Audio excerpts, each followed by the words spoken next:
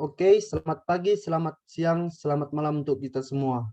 Perkenalkan, nama saya Tohab Sitohang dari Teknik Sipil Undip 2018 dengan NIM 2101118140163. Di sini saya akan mempresentasikan tentang State Road 826 Palmetto Expressway Managed Lanes PDNA Study. Yang outline-nya yaitu yang pertama executive summary, yang kedua value engineering methodology, yang ketiga workshop participant and project information, yang keempat economic data, cost model and estimates, yang kelima functional analysis and phase diagram, yang keenam evaluation, yang ketujuh recommendation. Di sini kita membahas yang pertama yaitu executive summary. Kajian tentang VE diadakan pada tanggal 14 sampai 18 Mei 2012 dengan menggunakan metodologi VE untuk meningkatkan State Road 826 atau Palmetto Expressway Managed Lanes Project Development and Environment PDNA Study Project. Tujuan dari penelitian ini yaitu untuk mengidentifikasi peluang dan merekomendasikan konsep yang dapat meningkatkan nilai dalam hal biaya modal, kemampuan konstruksi, pemeliharaan lalu lintas, dan persyaratan fungsional dasar proyek. Tim VE mempersembahkan desain saran untuk pertimbangan VDOT. Rekomendasi yang dikembangkan oleh tim studi VE akan secara langsung mempengaruhi desain proyek yang ada. Alternatif yang direkomendasikan telah disajikan kepada FDOT dan tidak ada kesalahan yang cukup terlihat, dan dengan rekomendasi yang diusulkan ditunjukkan pada presentasi akhir proyek. Dapat dipahami bahwa analisis yang dilakukan oleh tim VE lebih lanjut dari rekomendasi ini mungkin diperlukan agar untuk membuat keputusan akhir untuk menerima mereka. Di sini kita dapat melihat peta lokasi proyek State Road 826 Palmetto Expressway Managed Lanes PDNA Study. Kita dapat memperhatikan bersama gambar peta yang berada di layar kaca kita. Yang kedua, value engineering methodology. Bagian ini memperjelaskan prosedur analisis nilai yang digunakan selama studi VE dan dibagi menjadi 3 bagian. Yang pertama yaitu pra-studi persiapan. Persiapan pra-studi untuk upaya VE terdiri dari penjadwalan peserta studi dan tugas, ulasan tentang dokumen, pengumpulan informasi, latar belakang yang diperlukan tentang proyek, dan mengkomplikasi data proyek menjadi biaya model. 2. Studi lokarya VE. Selama lokarya, rencana kerja VE diikuti, rencana kerja dipandu pencarian area bernilai tinggi dalam proyek, dan termasuk prosedur untuk mengembangkan solusi alternatif untuk mempertimbangkan sementara pada saat yang sama mempertimbangkan efisiensi.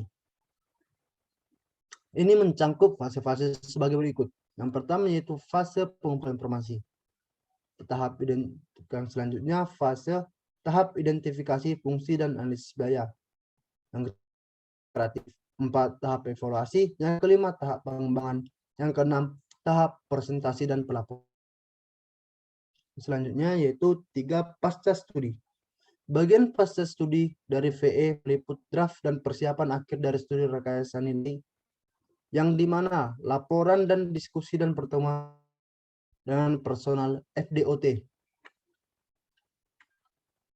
Selanjutnya yang ketiga, workshop participant and project information. Perwakilan dari konsultan PDNA mempresentasikan ikhtisar proyek dan alternatif pilihan tentang tujuan untuk memperkenalkan tim studi dengan keseluruhan proyek dan apa yang area utama yang perlu difokuskan oleh tim VE selama studi VE ini. Fasilitator VE juga mengulas dan menjelaskan agenda kajian peningkatan value engineering.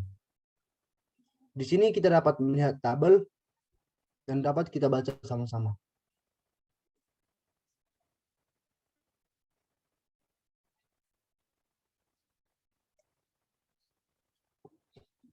Terus Berikut ini adalah ringkasan proyek umum termasuk tujuan, sasaran, arahan, kebijakan, dan kendala disampaikan kepada tim studi.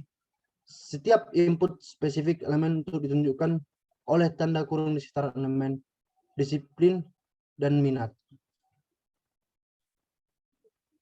Fungsi, sasaran, dan tujuan proyek. Pada tabel ini kita dapat membaca bersama ada 29 poin.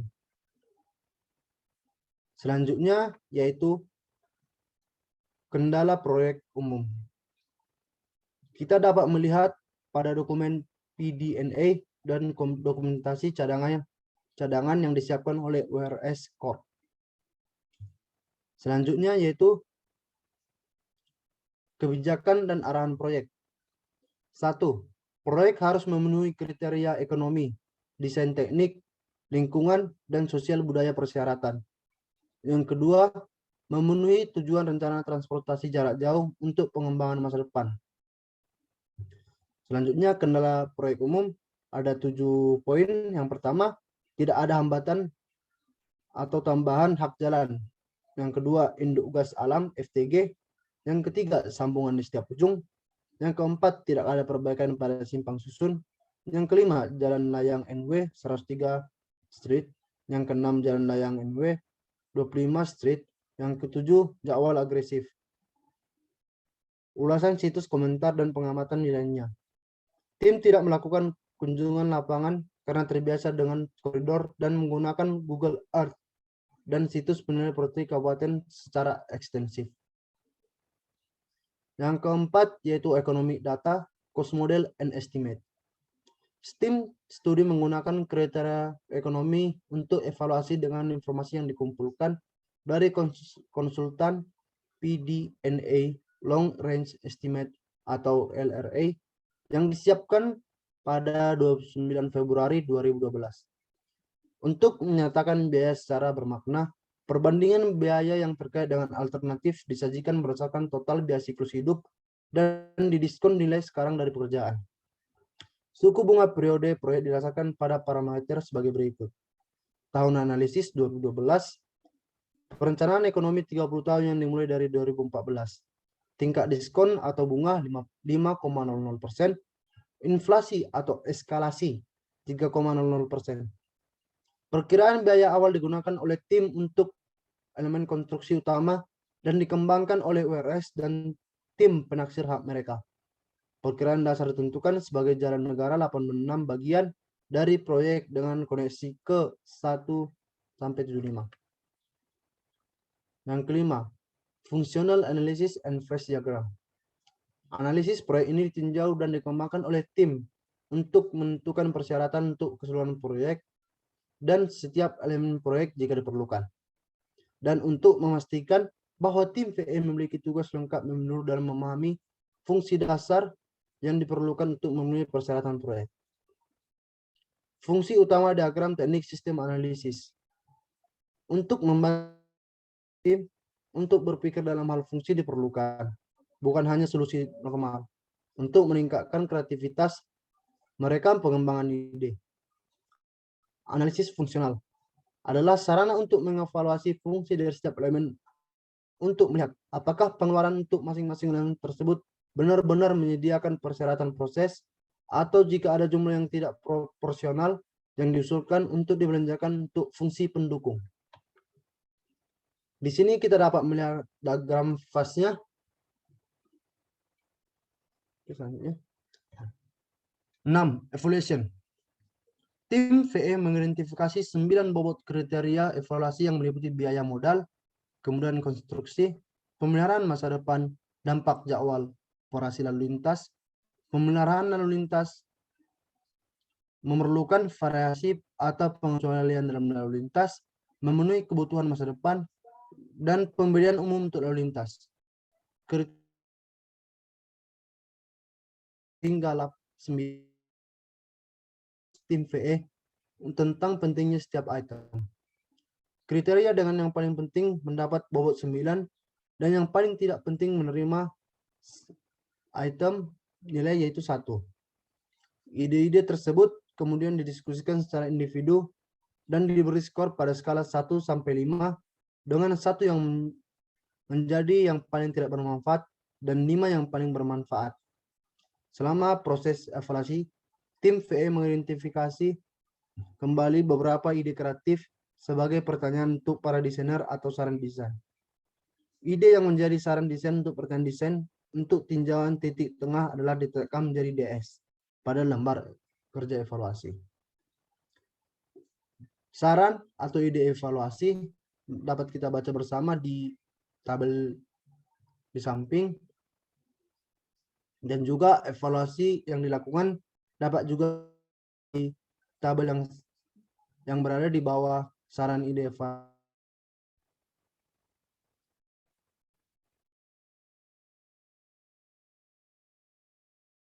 Estimasi perbandingan biaya mencerminkan harga satuan dan kuantitas atas dasar komparatif. Peningkatan nilai adalah dasar utama untuk mempertimbangkan ide-ide yang bersaing, untuk memastikan bahwa biaya sebanding dan dalam gagasan yang diajukan oleh tim VE. Biaya alternatif pilihan PDNA dan biaya awal grup LPA estimasi digunakan sebagai dasar penetapan harga. Beberapa dari rekomendasi VE mencangkup bagaimana potensi penghematan biaya yang saling terkait. Jika satu diterima, yang lain mungkin perlu ditambahkan atau mungkin tidak perlu ditambahkan. Atau penerima yang satu dapat saling mengecualikan yang lain. FDOT dan tim VE harus mengevaluasi dan menentukan apakah akan menerima atau tidak menerima masing-masing rekomendasi. Rekomendasi yang diterima harus diidentifikasi dan didaftar untuk mencapai tujuan proyek dengan meminimalisir biaya. Untuk setiap ide yang tidak akan diterima, tim desain biasanya mendokumentasikan secara tertulis alasannya atau alasan penolakan. Biasanya tidak ada tindakan khusus yang diperlukan menerima atau tidak menerima saran. Meskipun seringkali membantu karena tujuan proyek untuk secara formal mencantumkan saran-saran yang akan dimasukkan oleh penyampai ide atau saran. Sekian presentasi tugas besar rekayasa nilai dari saya. Saya Tuap Sitohang mengucapkan terima kasih.